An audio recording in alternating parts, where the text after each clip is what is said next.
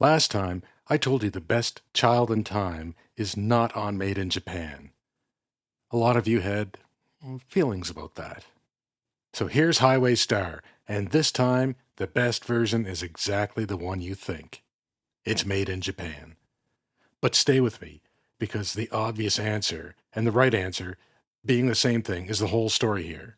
The same standard that knocked Made in Japan's Child in Time down to third last month is the standard that hands it the crown today.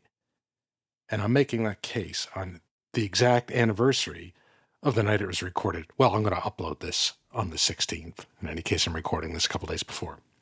So basically, I'm looking at the same 5 criteria, 4 versions of them, all from 1972.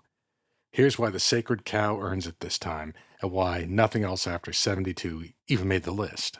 Highway Star is a different animal from Child in Time. Child in Time lived or died on Ian Gillan's voice alone.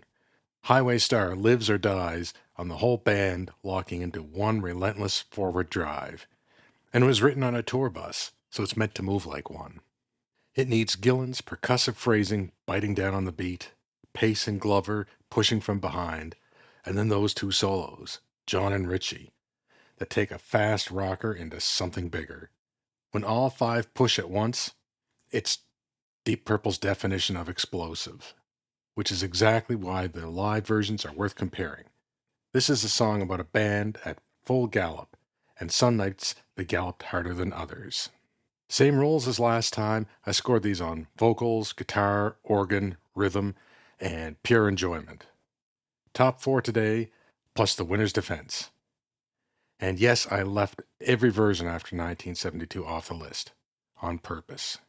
For my money, the later eras never had the danger the song needs. The Mark III and Mark IV versions lacked the tightness of Mark II, and to my ear, neither Coverdale nor Hughes had the aggression to support the punch the way Gillan did. The reunion tempo, they took that song entirely too fast as far as I'm concerned. And then the Morse era put the tempo right and played it beautifully. Oh my God, let me dig this out here. The version of Highway Star on Live at the Olympia in 1996 it's my 5th favorite version. It's got a great tempo, great solos, it's got the horns, everything.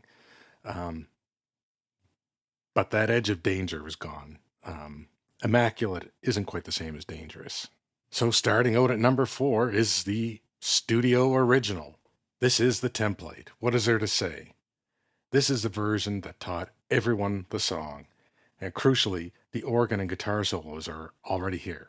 That's what lifted Highway Star from a fast rocker into something with real architecture. So why last?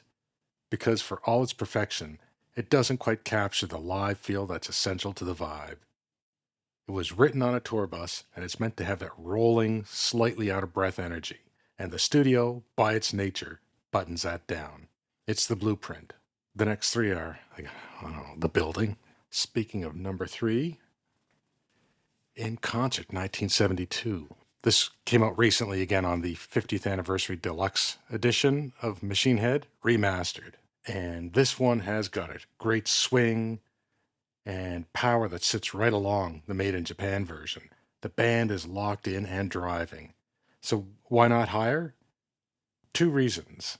It's less well recorded than what's coming, and more importantly, the solos didn't quite take the band to another place the way the others did. It's a tremendous performance of the song. It just doesn't lift off the way the other versions did. Number 2, Copenhagen, April 1972, the film show. We've all seen it. We've all seen the video. There's a great tone in John's comping behind Ritchie's solo, and the guitar solo itself is superb.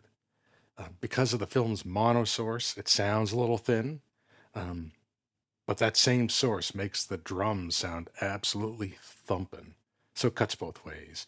This is an intense, muscular version, and being able to watch it play out is part of the appeal. Some might claim this is a winner, but as far as I'm concerned, and you know what it is already, nothing can beat the Made in Japan version. And I know, Last episode, I made the whole thing of not picking the obvious one. So let me be clear, this isn't a reflex. It wins for a specific reason. It just swings so hard, and every single member is pushing themselves right to the limit. It comes close to falling apart.